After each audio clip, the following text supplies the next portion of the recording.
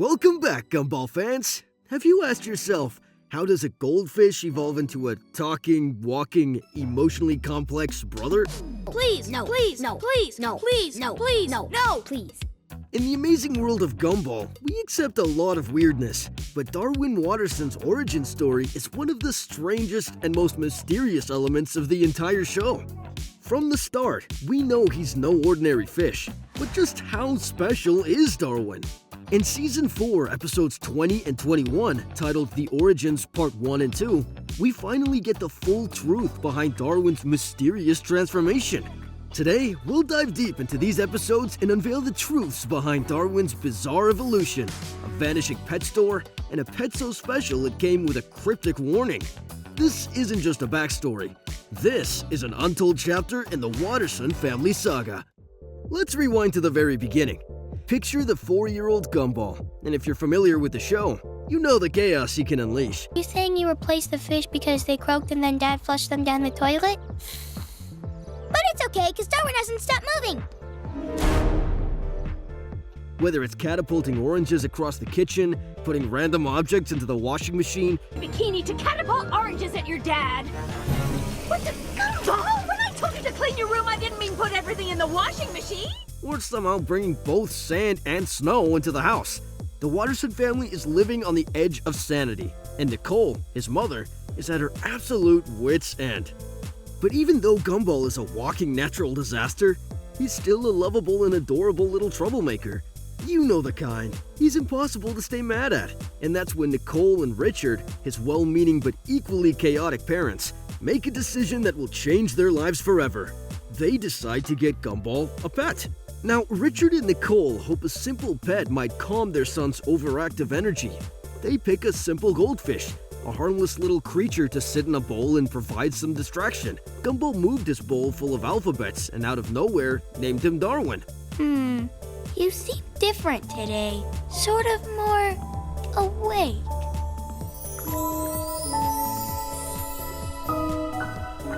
Which seemed like an innocent choice at the time.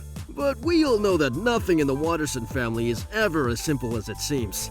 The fish is, well, pretty much like any other goldfish. He swims in circles, silently observes the family, and does what goldfish do. But what happens next turns this seemingly ordinary purchase into something much, much stranger. For a while, everything seems to be going well. Gumball adores his new pet. He talks to Darwin, treats him as a companion, and for a while, all is peaceful. But then, one day, Gumball wakes up and, you see, Darwin is dead. Swing low, sweet chariot. It's a sad, yet almost typical moment in the life of the Wattersons. Nicole and Richard quickly realize that Gumball's fish has passed away. Darwin is not the first fish. The ones before him, well, they stopped moving, which means that they... Instead of dealing with the emotional fallout, they decide to replace the dead fish with a new one. Gumball doesn't even notice the switch. He just gets a new pet, and everything continues as before. But here's the thing, the cycle repeats. Every time a fish dies, whether it's from Gumball's wild antics or random mishaps, Richard flushes the evidence down the toilet and buys a new fish. This goes on for a while. Each fish met with the same fate and quiet replacement. This constant loss isn't just a joke. It's a reflection of the family's tendency to avoid the uncomfortable truths. Swing low, I'm sorry, there are none left. What do you mean? I need a fish now! They cover up the reality of death and change, and all Gumball really wants is a friend who won't leave. But when the Wattersons finally run out of pet fish, Richard goes to the pet store once again. This time, things are about to get weird. When Richard enters the pet store, things are already off. Larry, the quirky shop assistant, is acting suspicious, telling Richard that the last 2 fish he tried to purchase jumped out of their tanks upon seeing Richard. This, of course, is absurd, but it sets the stage for the truly bizarre turn of events. As Richard is about to leave, a strange man in a mysterious van approaches him. He offers Richard a special fish, one that is unlike any other. What do you seek? Please choose from the many wondrous items in my store. The man cryptically warns Richard that this fish is very different and that it must be treated with care. Eat it after midnight. But it's kinda always after midnight. No, that wasn't it. It was something. Well, anyway, be careful. That fish is more special than it seems. The whole situation is eerie. The man's van disappears as quickly as it arrived, and Richard walks away with this peculiar fish, which he brings home to Gumball. When Gumball first lays eyes on his new fish, it seems just like another goldfish, but something is off. Darwin, the same Darwin we know and love, is different this time. He's not just a goldfish anymore. For some strange reason, he can understand everything Gumball says. Wait a minute.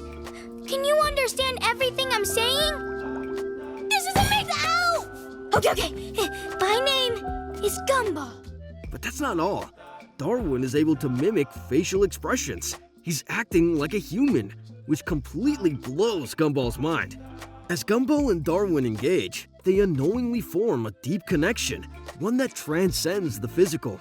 They reach out to each other, and in doing so, they establish a bond that neither of them can fully explain. There's a strange energy between them. They feel each other's emotions, and from that moment on, they're inseparable. In the blink of an eye, Darwin does something truly shocking. He speaks and calls Gumball's name. My name is Gumball. Gumball. Gumball. This moment is the turning point in Darwin's existence. He's no longer just a fish. He's a living, breathing character in the Watterson family. He can talk, he can think, and he can act. And if that wasn't enough, there's a twist. Darwin has the ability to jump out of his bowl and talk during family pictures, leading to a hilarious yet tragic turn of events when he's flushed down the toilet.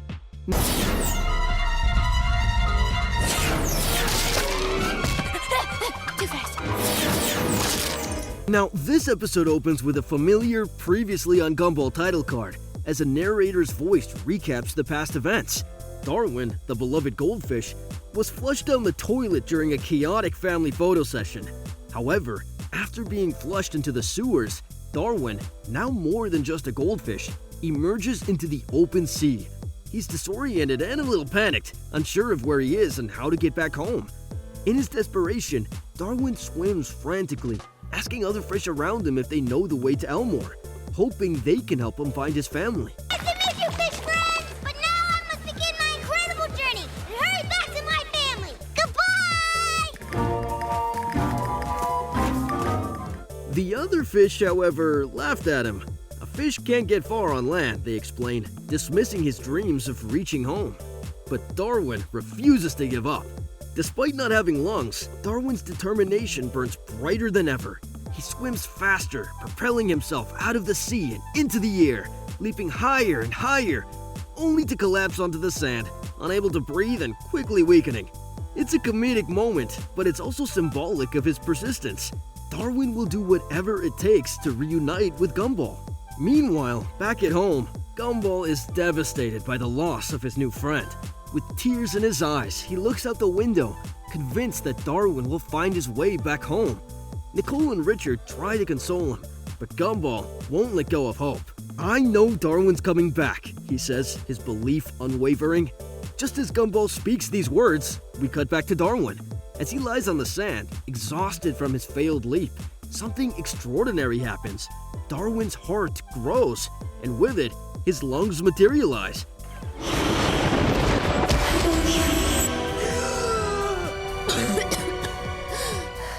It's almost as if the universe is giving him a second chance.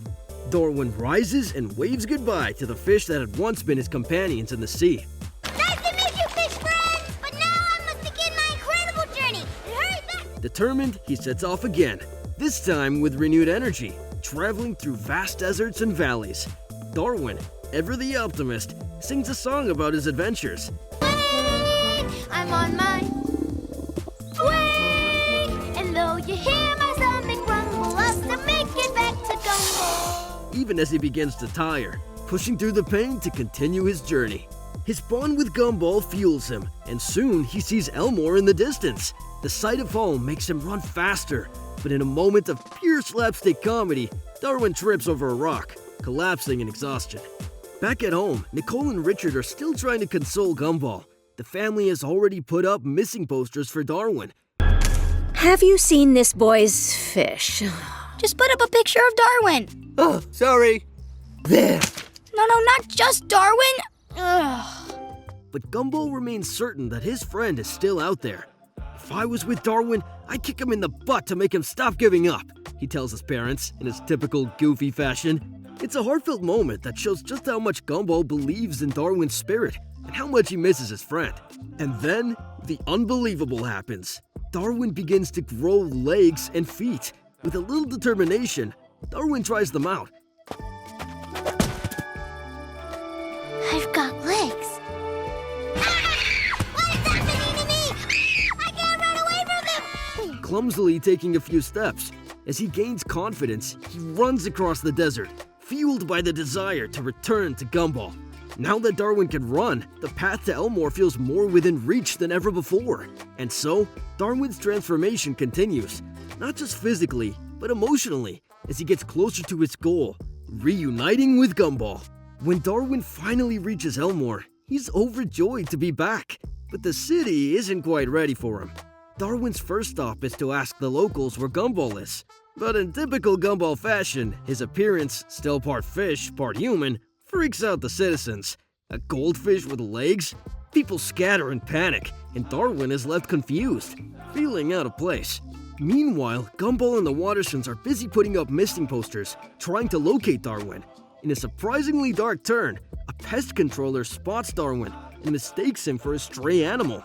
Without hesitation, he captures Darwin, locking him up in a cage with several other dogs. Darwin is confused and frustrated, but with his never-give-up attitude, he decides to take action. The dogs tell him to grab the key to the cage, and after a quick and clever escape,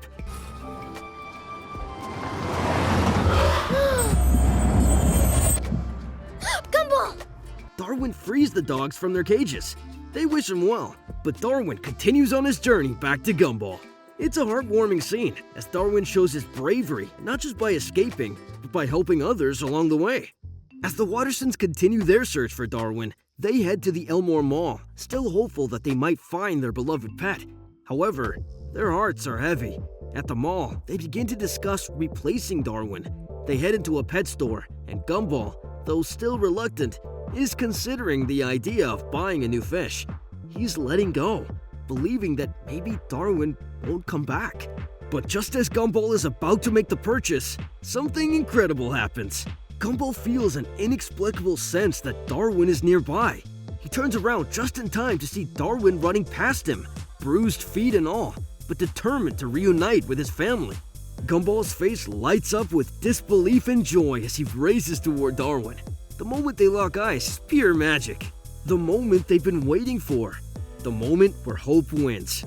Darwin's reunion with Gumball is everything the fans have hoped for and more. It's a celebration of friendship, perseverance, and the unspoken bond that ties these two together, no matter how far apart they've been. The family leaves the mall, and Darwin, looking at his family with a smile, begins to explain his epic journey home. But before he can finish, he and Gumball fall asleep together, exhausted from all the running, hoping, and searching. Nicole and Richard exchange a look of quiet understanding. Their family is back, and everything feels right again. We already know that Darwin got Richard from the owner of a mysterious truck, and it is evident that everything that comes out of this truck causes a problem.